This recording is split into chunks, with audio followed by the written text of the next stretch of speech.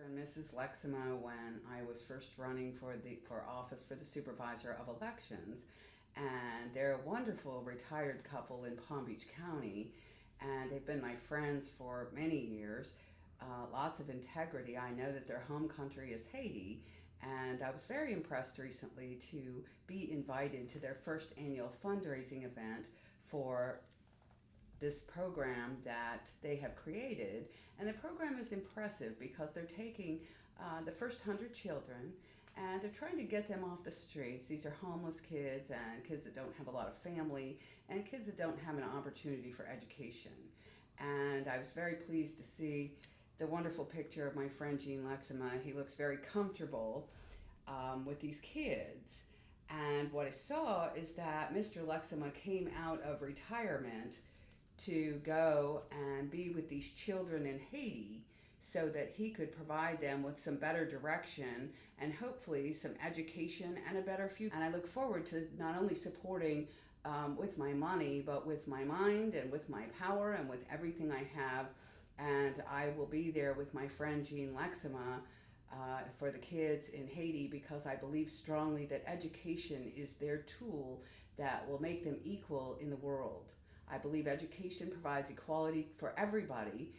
Turning Point for Youth is a nonprofit organization that was recently established with a board of directors to provide for financial and physical support for children in Haiti who are homeless. That Turning Point for Youth is taking the first 100 children and not only providing security but providing the physical needs that they are lacking, things like food and clothing and shelter.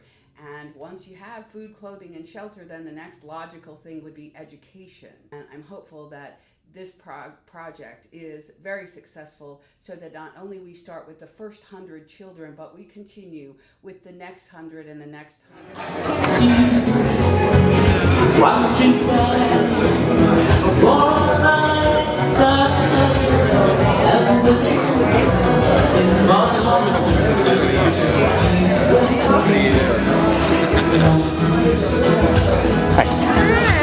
Yeah, you did.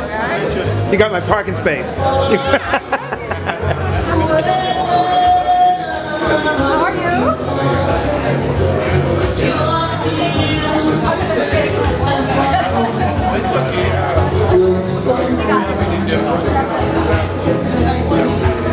There you go.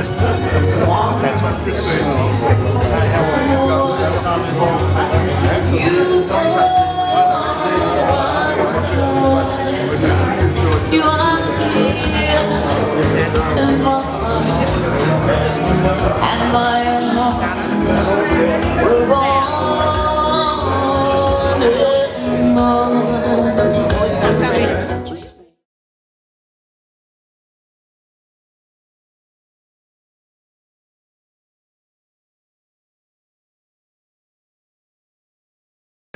I've known Mr. Lexima for about 10 years now, and I know the work that he's done is something that is just remarkable. Well, the need for children is so important in terms of education, in terms of feeding the kids, just like in Palm Beach County we have so many kids that need to be fed. Well, it is truly a shame what's going on in the Dominican Republic. I believe that people in the United States, Florida, Palm Beach County, should boycott going to the Dominican Republic because what's taking place in the DR is shameful, and there's no reason for them to act in terms of treating the Haitian population in the Dominican Republic.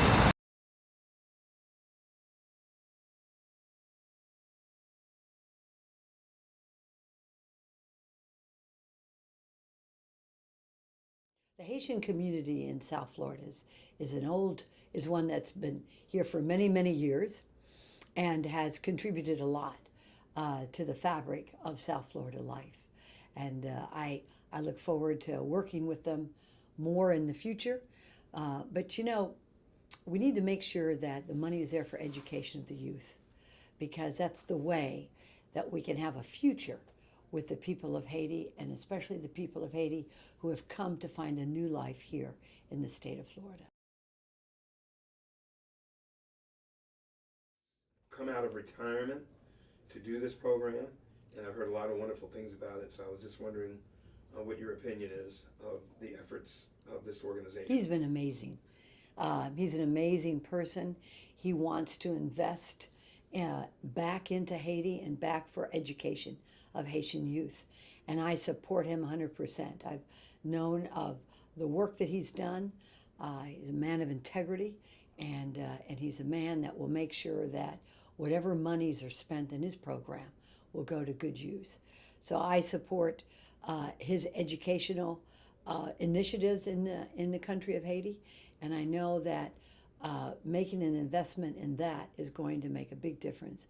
It's going to be a turning point for the children of Haiti, as well as benefiting the people of the state of Florida.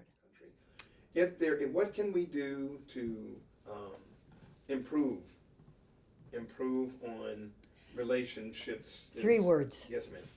education, education, and education. Our Florida youth will be learning Haitian Creole in school. This will open up doors to the Haitian background, to culture, to history. We need more investment into the country of Haiti to first into the youth, into their education, and secondly into trade. And that will make all the difference in the world. The Haitian community here in Florida is different from the other Caribbean populations. I think that they are extremely tied to their churches. They're strongly religious, and they're very much part of their own community. And I think little by little, as we are able to educate the children, and as they become more of the fabric of Florida life, they're going to keep and maintain their cultural identity, but their one foot is always going to be in the 21st century. And that is only achieved through education.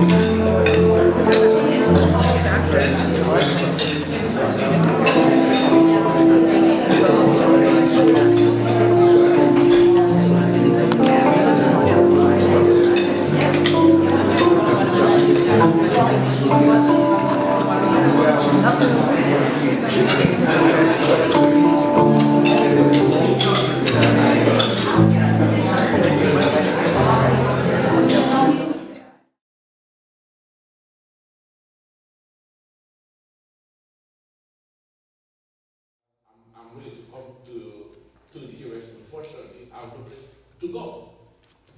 He says to me, okay, I'm going to make some arrangements for you. 2 weeks later, he called me. He says to me, I'm going to put you to live with someone, friend of mine. That person was his former maid. That was the maid who used to work with his family in Haiti. Apparently, for some reason, we get to the US, and he placed me to be with her. 2 weeks later, they kicked me out because they were trying to teach me English, whatever it is, and I didn't like the way she was talking to me. I said, come on, I know you are, what trying to tell me. And she kicked me out of her house.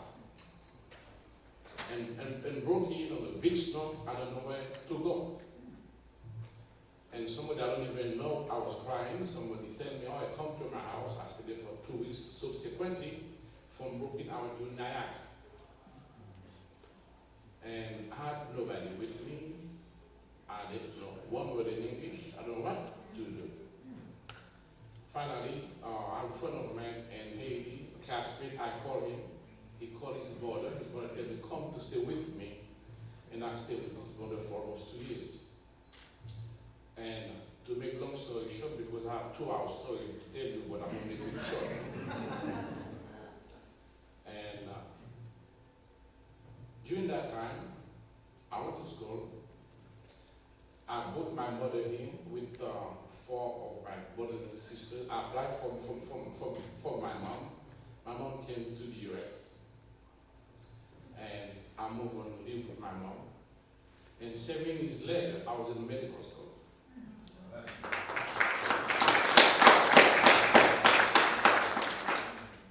That's not the story yet. The fact is, I'm turning point myself because I had help from so many people. Without them, I would never be where I am now, tonight. So the funny thing is the fact that I did all kind of jobs. And I'm so right to say who I am. I'm coming from some people that my friend was rich and he was this, I was that. To me, it's my pride to tell you where I'm coming from, why I love the US, and why also I love to be part of this family. I'm telling you, right? Because I am one of them.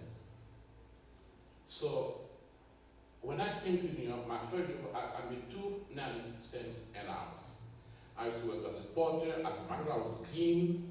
I used to work at a big company in New York, while I was going to school at night. I mean, in the morning, I work at night.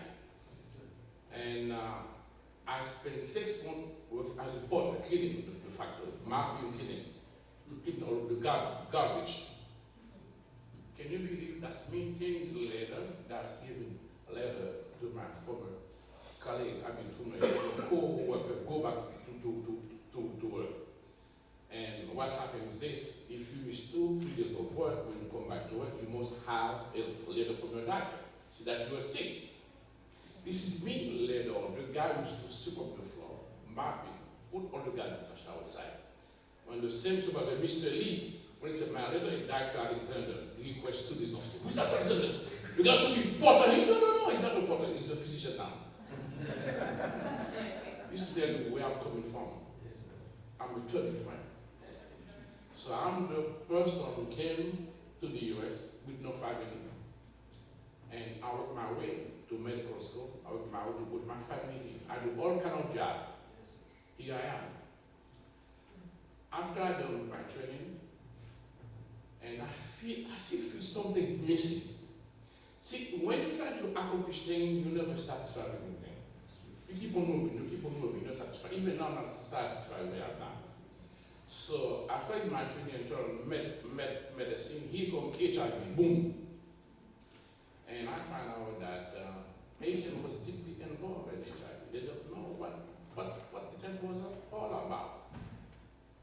These on that, they were putting Haitian to the blood. And I was part of that big batch in 1989, is because of the fact that they don't know our culture. Because in Haiti, you can get a shot for 50 cents for one good, whatever it is. That same thing that when you're doing drugs, you share it with someone, some other people, of course.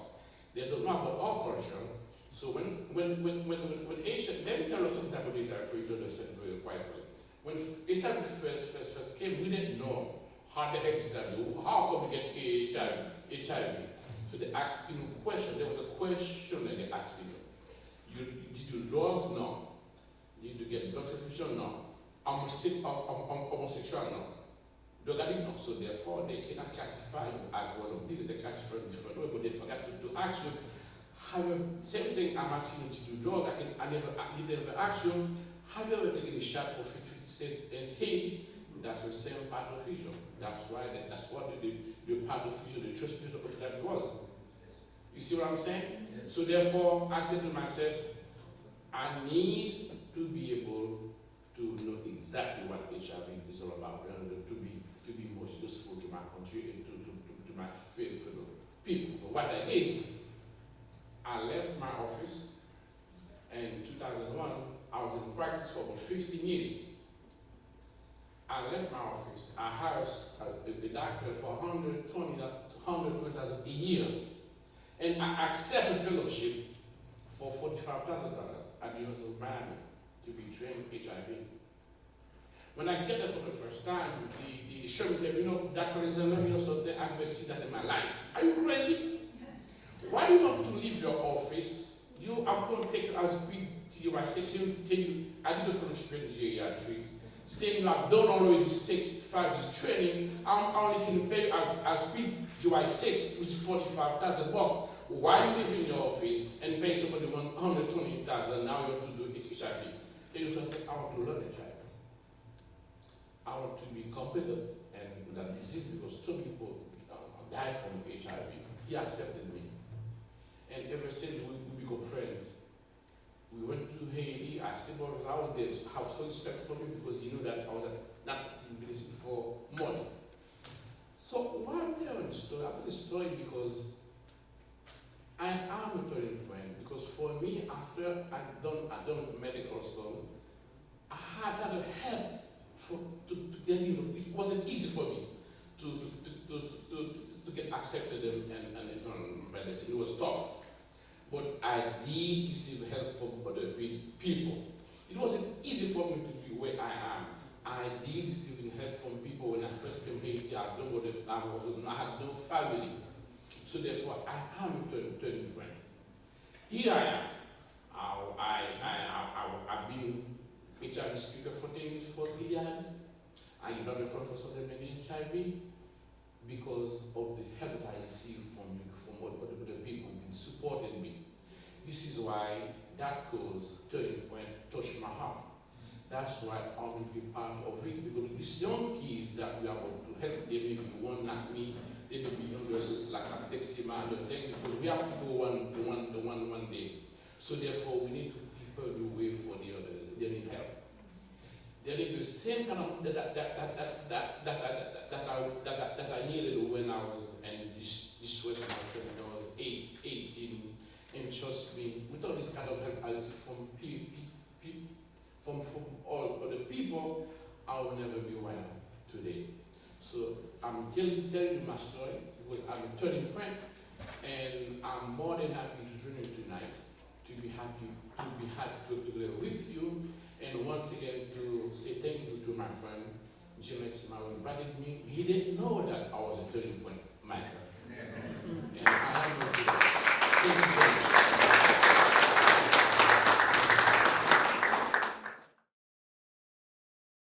Before Jean Leximo comes back up, I would like to say one thing. Wow. Wow. What a story. That's absolutely And when we talked earlier on about the kids who would be working at the school, attending the school, that there could be a future doctor there, that was you. And there, somewhere today, there's a kid in Haiti who will be you. And that's why we're all here, so that we can help. And what you said is absolutely true. It takes all of us to raise the kids of the world. And it's absolutely wonderful. Thank you very much, Dr. Everything. It takes a village. I'm Terry Rizzo, and I'm chair of the Palm Beach County Democratic Party. But involved in this project, I'm wearing my other hat, and that is the hat of a citizen of the world who cares about other people. Being involved in a political party isn't always about politics. It's very much about community service.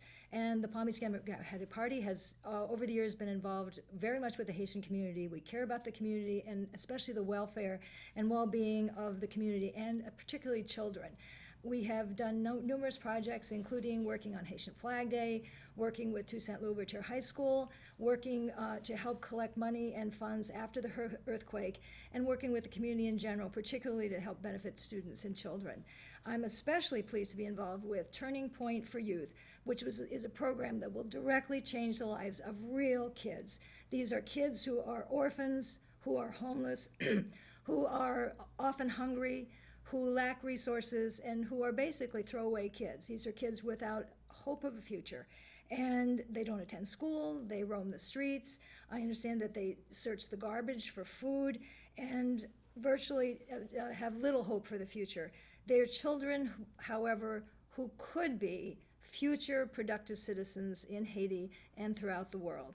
Among them could be future doctors, nurses, teachers, mechanics, IT professionals, any number of pilots, any number of people who could be contributing citizens, maybe even future politicians, future elected leaders, and maybe even a president of the country. So helping them and saving them helps all of us, and we're especially pleased to be involved in this. Turning Point for Youth will start with about 100 kids and provide them home, provide them shelter, provide them food, and especially education, and help them become the citizens of the future. And we're here to help educate people about it, and we're also here to help raise funds and raise resources for the organization. It's something that's often overlooked are in-kind donations. In-kind donations of services, doctors and nurses and teachers who could work with the community and Turning Point for Youth. To donate supplies that they need, such as medical supplies, vitamins, hygiene products, clothes for kids, particularly underwear and shoes, which often are lacking, dry goods and food items, maintenance supplies, shelter materials, new technology items such as computers, iPads, phones, and printers, all of which could be used by the school and by the kids themselves to help them learn, help them grow, and help them become future productive citizens. As the founder, Jean Lexema, says, every journey begins with a single step, and this is the single step that we can take to help kids in Haiti and help all of us. Jean Lexema is the founder and the director of Turning Point for Youth. It's been his lifelong dream to do something like this. He has a background, he's a Haitian American citizen, came to the United States as a young adult and lived in Texas for a number of years, involved in law enforcement and particularly education, law enforcement education. He's always been involved in, as I said, community service projects, especially with kids, and especially involving law enforcement and education. With this particular project, I knew that he had wanted to do this, basically all his life. This has been a dream of his, and he rescued an orphanage in Haiti, turned this around and saved that orphanage, and provided services for a lot of kids. It helps all of us by helping kids who otherwise would have no chance. It helps develop productive citizens, people who are going to be the mothers and fathers of the future generation, people who are going to be extremely important, and I think that benefits all of us.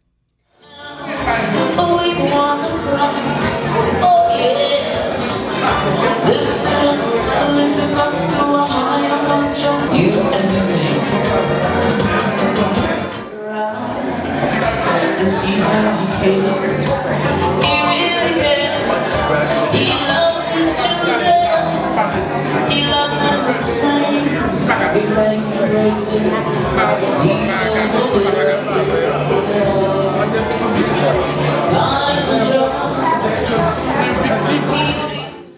We have, as you can see, before you came in, outside of the table, you've seen some articles, some artifacts, some articles, little pouches,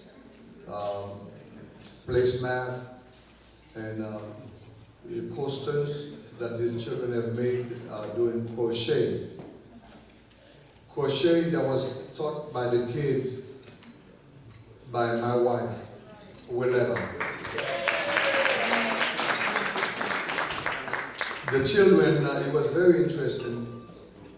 It was boys and girls were learning crochet. There they are right there. There's some of the stuff that they've done. That's the stuff she bought. She bought some of the stuff. And it's very important to know that was also a medium to keep the kids educated, because they wanted to do this so much that they actually were learning in school. When they did not have a good grade point average, then they were not able to participate in this. These kids would be at the office crying at the door, demanding to be in it. So much so, for the first time ever, at École Frère Jérôme, the school that my father had founded, and the school that Turning Point for Youth has embraced, for the first time, we will have a summer program, whereas 40 kids have registered to learn crochet. And a lot of this would not have been possible without the help also of Eva, again, one of our board members who has donated a lot of yarns for crochet. And now, of course, I'm going to put on the spot, I have my sister Flo, who says that she will buy a lot of yarn to donate to the kids.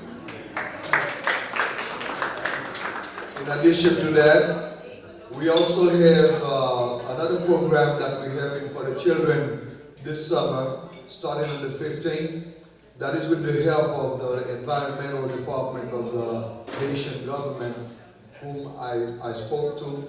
On the 15th, they will help the children so they could recognize and promote trees to make sure that there is not any more of this erosion going on. So they will help us, they will come to the school, and we will make some, we have made some already, some boxes to have dirt in them, so they will bring plants for the kids to learn how to plant, and then they will teach them and speak to the kids about that. That will begin on the 15th of July. So the children will know what to do. And in September, when they start school, the first week of September, they will go to Turning Point site.